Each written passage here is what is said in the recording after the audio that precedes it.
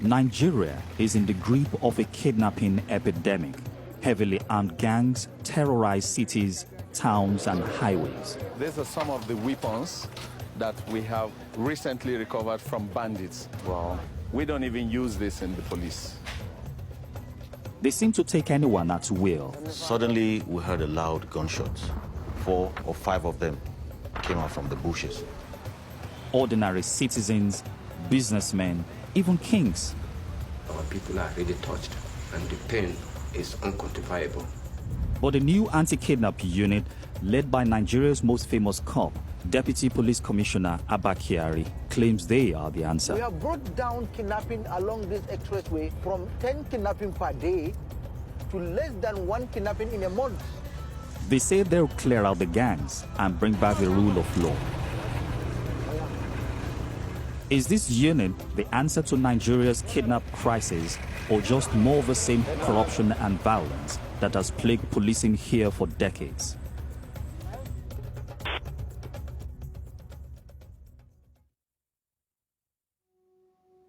This is the Intelligence Response Team, or IRT. The unit was set up to fight a kidnapping epidemic that has now spread to all corners of Nigeria. Anyone can be taken, rich or poor, at any time. And paying a ransom does not guarantee you get out alive. Sonny Ubwa is the unit's second in command. You know, not too many people understand that this is what we face on a daily basis. Having to encounter people who are heavily armed and probably operating on hard drugs. So they're very daring. The IRT are known throughout Nigeria for their success in taking down some of the country's most notorious kidnappers.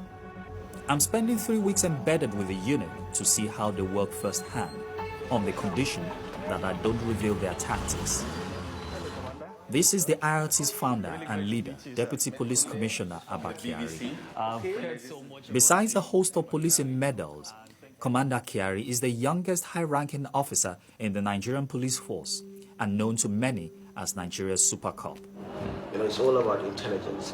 So anybody that we're going to go after, we have to be sure of it before we go after the person. We just don't go blindly and arrest somebody to criminal. It's very important to send the message to the criminals that Kyari and his people will follow you wherever you are, and they will never forget.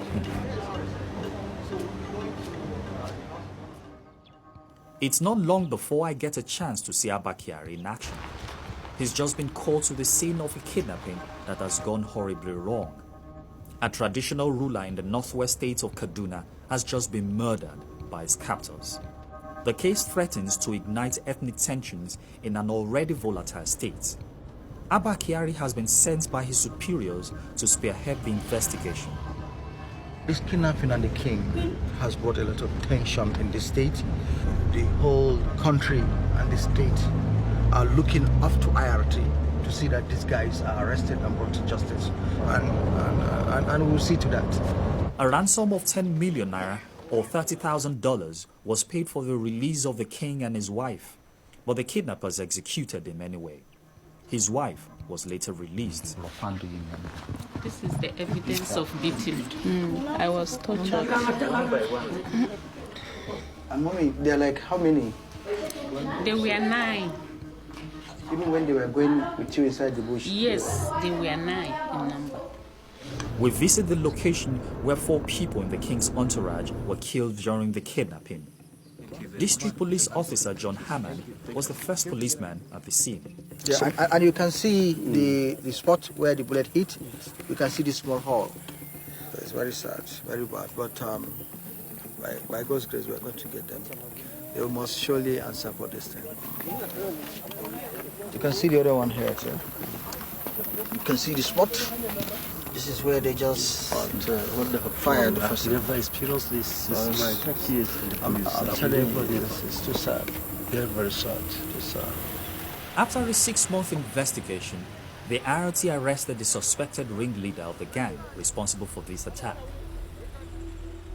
But for thousands of ordinary Nigerians, the trauma of kidnapping is something they must face alone. Paul and Spencer were kidnapped while driving on a major expressway. They came out and were shooting sporadically in the air, and pointing the guns at us in the car, and they asked us to lie on the floor. And of course, at that moment, I felt that was the end for me, because I had never seen a gun to my face like that. When their family couldn't raise a ransom, they were forced to listen on the phone to Paul and Spencer being beaten and tortured.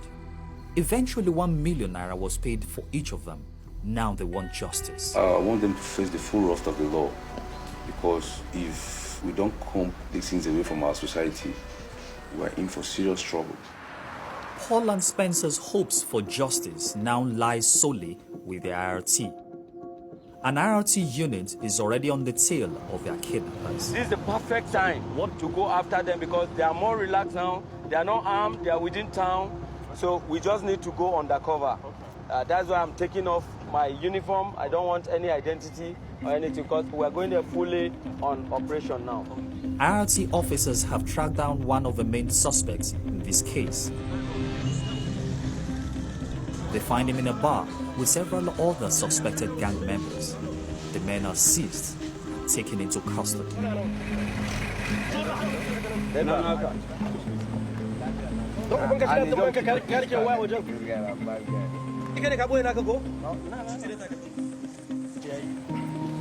Maggie takes their photos and sends them back to the kidnapped victims. I have his number. I just gave them some shots. I want him to identify them for me. There's already enough evidence to hold them for now. But I can't help wondering whether these men will ever have access to a lawyer, or if their families have been informed where they are. The IRT might be effective, but there are warning signs that due process isn't always top of their priority list.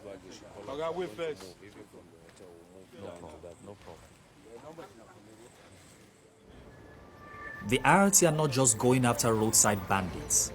They are also responsible for the capture of these alleged Boko Haram terrorists, many of whom are accused of kidnapping over 200 schoolgirls from the town of Chibok in 2014. Mainza Alhaji Modu has already confessed to playing a key role in the kidnap of the schoolgirls. He said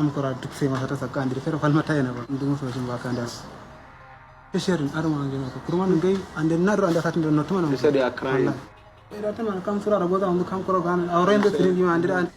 But he insists he never took advantage of them. It's impossible for us to verify Mainta's confession, but it's a story I've heard from most of the kidnappers I've met. But their victims may not find it so easy to forgive and forget.